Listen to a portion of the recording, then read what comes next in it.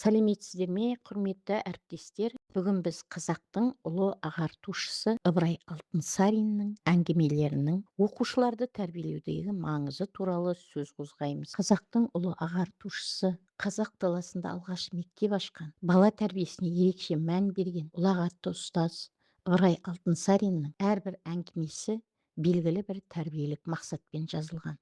Бүгінде әлемнің көптеген елдерінде оқушылардың әлеуметтік эмоциялық дағдыларын, мінез-құлқын, жауапкершілігін дамытуға ерекше көңіл бөлініп жатыр. Ыбырай Алтынсарин бұл туралы осыдан 150 жыл бұрын-ақ жазып кеткен. Ол баланы жақсы адам болуға тәрбиелеуді білім беруден бөліп қарастырмаған. Яғни, бүгін біз құндылыққа негізделген білім, тәрбие арқылы оқыту деп айтып жүрген ұстанымдарды Ыбырай өз шығармаларында әлдеқашан жүзеге асырған. Балалардың ақпарат алу мүмкіндігі өте көп, бірақ ақпараттың көп болуы әрқашан тәрбиенің де жоғары болуын білдірмейді. Кейде оқушылар көптеген кітап оқығанымен үлкенді сыйлау, адалдық, мейірімділік, еңбекқорлық, сабырлылық сияқты өмірлік құндылықтарды терең түсіне бермейді. Сондықтан мектептегі әрбір көркем шығарма тек оқу үшін емес, ең алдымен тұлғаны тәрбиелеу үшін қызмет етуі керек. Ыбырай Алтынсариннің шығармаларының көпшілігі шағын әңгімеден тұрады. Бірақ сол шағын әңгімеге бүгінгі жүздеген мотивациялық мақаланың айтар ойын сыйдырып кеткен.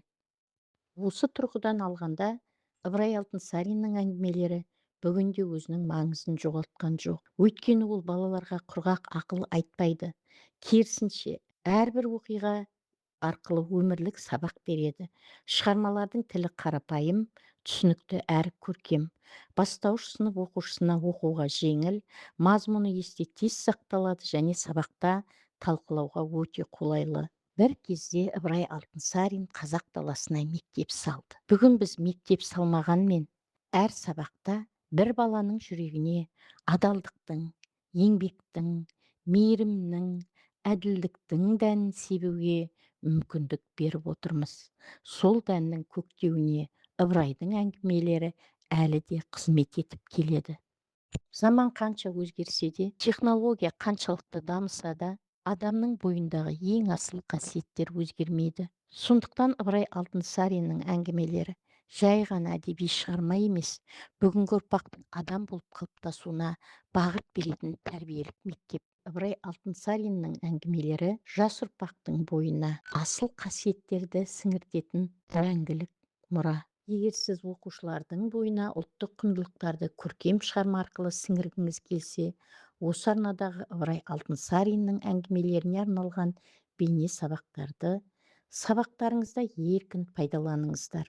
Олар балалардың шығарманы қызығушылықпен қабылдауына, мазмұнын терең түсінуіне және тәрбиелік идеясын саналы түрде ұғынуына көмектеседі. Арнаға жазылып, жаңа бейне сабақтарды жіберіп алмаңыздар. Назарларыңызға рахмет.